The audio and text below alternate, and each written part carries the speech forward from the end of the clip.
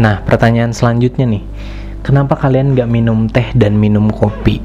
Nah, ini tuh sebenarnya sempat rame diperbincangkan ya, entah itu di media YouTube, TikTok gitu ya, soal hai teman-teman semuanya, kembali lagi di channel ini. Dan pada kesempatan kali ini di konten Domba yang Hilang episode kedua ini, seperti biasa aku akan menjawab pertanyaan-pertanyaan kalian yang mungkin pertanyaannya udah ditanyain beberapa bulan yang lalu tapi baru sempat aku jawab di konten ini gitu. Tapi sebelumnya semoga kalian semuanya sehat-sehat di rumah, kalian stay at home. Kalau misalkan ada keperluan, kalian mungkin bisa melakukannya dengan menjaga protokol kesehatan, memakai masker, dan juga jaga jarak tentunya. Dan buat kalian yang pengen nanya di konten ini, kalian bisa langsung aja tanyain di video ini atau mungkin video Domba yang Hilang yang pertama. Kalian bisa komentar pertanyaan-pertanyaan kalian dan aku mungkin akan membantu jawab sesuai dengan kapasitas aku sebagai mahasiswa biasa gitu, bukan mahasiswa jurusan kependetaan. Pertanyaan pertama, dasar orang Advent menghitung hari dengan masuk matahari itu di mana ya? Sebenarnya ini tuh bisa dijawab dengan ayat, di mana ayat ini tuh memerintahkan tentang hari Sabat dan juga memerintahkan tentang berpuasa, hal berpuasa. Itu ada di Imamat 23 ayat 32 yang mengatakan itu harus menjadi suatu Sabat, hari perhentian penuh bagi kamu, dan kamu harus merendahkan diri dengan berpuasa mulai pada malam tanggal 9 bulan itu, dari matahari terbenam sampai matahari terbenam. Kamu harus merayakan Sabatmu. Perhitungannya itu seperti yang ada di video sebelumnya, itu ngomongin tentang hari Sabat. Orang Kristen Advent itu menghitung hari itu dari jam 6 sore ke jam 6 sore lagi. Jadi bukan ke jam 12 malam teman-teman, tapi jam 6 sore. Karena dihitungnya adalah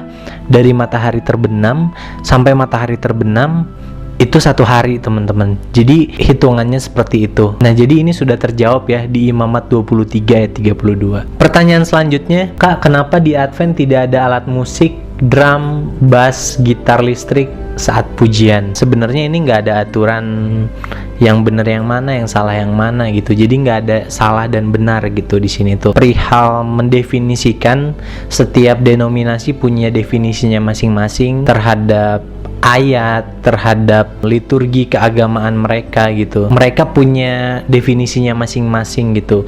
Bagaimana memuji Tuhan dengan segenap hati mereka gitu, dengan didukung oleh puji-pujian, bisa dengan alat musik apapun gitu. Karena sebenarnya dalam Mazmur 149 ayat 3 mengatakan, biarlah mereka memuji-muji namanya dengan tarian-tarian, dan biarlah mereka bermazmur kepadanya dengan rebana dan kecapi. Nah, pertanyaan yang muncul lagi pasti, apakah di gereja Advent memuji dengan tari-tarian?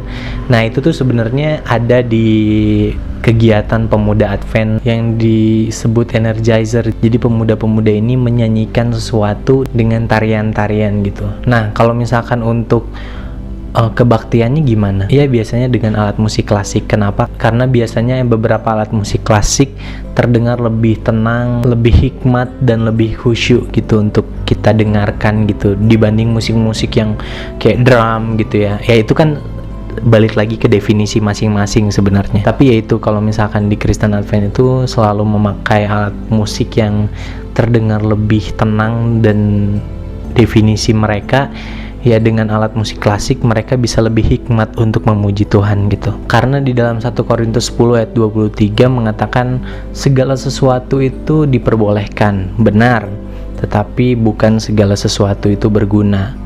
Segala sesuatu itu diperbolehkan, benar, tetapi bukan segala sesuatu itu membangun. Nah, pertanyaan selanjutnya nih, kenapa kalian nggak minum teh dan minum kopi? Nah, ini tuh sebenarnya sempat rame diperbincangkan ya, entah itu di media YouTube, TikTok gitu ya, soal orang-orang baru pada tahu Kristen Advent itu tidak minum kopi, tidak minum teh gitu. Untuk ajarannya seperti itu ya, tapi kan kita nggak tahu ya orang-orang kayak gimana gitu. Nggak semua orang mengikuti itu gitu, tapi ya untuk ajarannya ya memang seperti itu gitu. Untuk tafsirannya ya seperti itu gitu. Nah, jawabannya adalah karena tubuhmu ialah bait Roh Kudus di dalam 1 Korintus 6 ayat 19 mengatakan seperti itu, dan didefinisikan bahwa sebenarnya nggak terlalu fokus ke teh dan kopi doang gitu. Sebenarnya segala sesuatu yang buruk bagi tubuh itu yang nggak bisa kita masukin ke dalam tubuh kita. Ya kalau ngomongin soal kopi dan teh kan mereka punya kafein, dan kafein itu kurang baik bagi tubuh kita, dan punya aneka senyawa lain yang buruk bagi tubuh kita gitu. Ya sebenarnya itu, cuman kan nggak fokus ke situ aja gitu, karena definisi roh itu untuk menciptakan kembali di dalam tubuh kita karakter dari Tuhan kita gitu. Jadi itu ya jawabannya teman-teman. Bukan cuman kopi dan teh aja gitu. Pertanyaan selanjutnya, makanan minuman apa saja yang boleh diminum dan makan? Udah aku jelasin, yang judulnya ada Kristen yang tidak makan babi dan atau tidak makan makanan yang dilarang. Aku lupa judulnya apa, cuman pada intinya itu gitu. Ini tuh ada di Imamat pasal 11, kalian bisa baca sendiri, atau misalkan kalian yang bukan Kristen, kalian bisa nonton video aku yang sebelumnya, itu menjelaskan di Imamat pasal 11 apa saja yang boleh dan tidak boleh kita makan. Itu tuh menyangkut haram dan halal ya teman-teman. Jadi yang tidak boleh dan yang boleh dimakan itu menurut haram dan halal di dalam Alkitab itu ada gitu di Imamat pasal 11 gitu. Kalian misalkan bukan Kristen, kalian gak punya Alkitab, ya kalian bisa nonton aja video aku yang itu gitu. Dan apa saja makanan dan minuman yang boleh dimakan, ya masuk ke pertanyaan yang sebelumnya gitu, tubuhmu ialah bait Roh Kudus gitu. Kita bisa masukin makanan dan minuman yang baik dalam tubuh kita, jus misalkan, air putih misalkan, atau sayur-sayuran kalau makanan. Dan di Kejadian 1 ayat 29 kan mengatakan tumbuh-tumbuhan dan buah-buahan itulah yang akan menjadi makananmu gitu. Sebenarnya flashback ke belakang, kalau misalkan makanan yang diperuntukkan untuk manusia itu sebenarnya tumbuh-tumbuhan dan buah-buahan dan biji-bijian gitu, bukan daging-dagingan teman-teman. Karena daging-dagingan itu adalah makanan darurat manusia. Pada saat zaman Nabi Nuh disuruh membuat bahtera dan terkena air bah, disitulah kita boleh makan daging binatang, karena tumbuh-tumbuhan pasti bakal layu, pasti bakal mati. Itulah kenapa kita bisa makan daging binatang. Balik lagi, definisinya manusia itu makan makanan yang diciptakan oleh Tuhan itu ya tumbuh-tumbuhan dan buah-buahan gitu. Itu yang jadi makananmu. Di dalam Kejadian 1 ayat 29 mengatakan seperti itu. Ini pertanyaan terakhir, dan itu sebenarnya pertanyaan bonus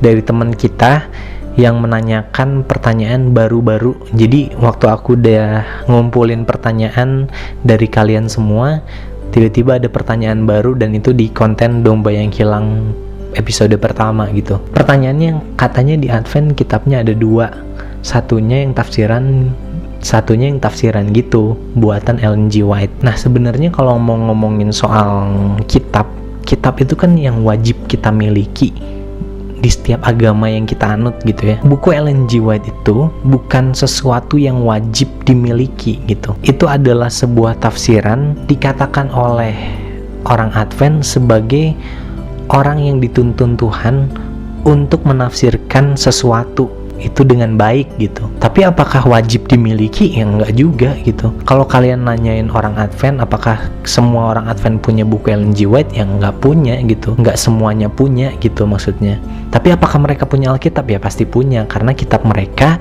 ya adalah Alkitab gitu. Tapi apakah buku Ellen G. White adalah kitab kedua dari Kristen Advent? Ya enggak teman-teman. Kitab kita cuma satu Alkitab gitu, Injil gitu. Jadi terjawab ya teman-teman. Kitab kita cuma satu Alkitab, tapi ada tafsiran dari Ellen G. White yang membantu kita untuk lebih mengerti soal Alkitab gitu. Seperti yang tadi, tubuhmu ialah bait Roh Kudus, itu kan dibantu gitu teman-teman. Menafsirkannya ya berarti minuman dan makanan yang baik yang bisa masuk ke dalam tubuh kita, karena itu akan menjadi cerminan karakter Tuhan kita. Nah itu teman-teman yang bakalan dibantu oleh buku Ellen G. White untuk menafsirkan kepada kita, dan supaya kita bisa lebih mengerti lagi esensi dari Alkitab itu. Terima kasih banyak untuk yang udah nanyain mungkin di video-video sebelumnya, dan juga terima kasih untuk pertanyaan terakhir yang mungkin membuka pikiran aku juga, bahwa ada orang yang memandang kitabnya orang Kristen Advent itu ada 2. Yang pertama Alkitab, yang kedua tafsiran Ellen G. White gitu. Jadi terima kasih, berkat kamu menanyakan seperti itu, aku jadi bisa membantu meluruskan orang-orang yang mungkin punya pertanyaan yang sama seperti kamu gitu. Oke, buat kalian yang pengen nanya, teman-teman kalian bisa komentar di bawah, nanti akan aku jawab di next konten aku di Domba yang Hilang ini. Itu aja yang mungkin dapat aku sampaikan dan itu yang mungkin bisa aku jawab kepada kalian. Semoga kalian sehat-sehat selalu. Aku Ryan Ren dan Tuhan memberkati.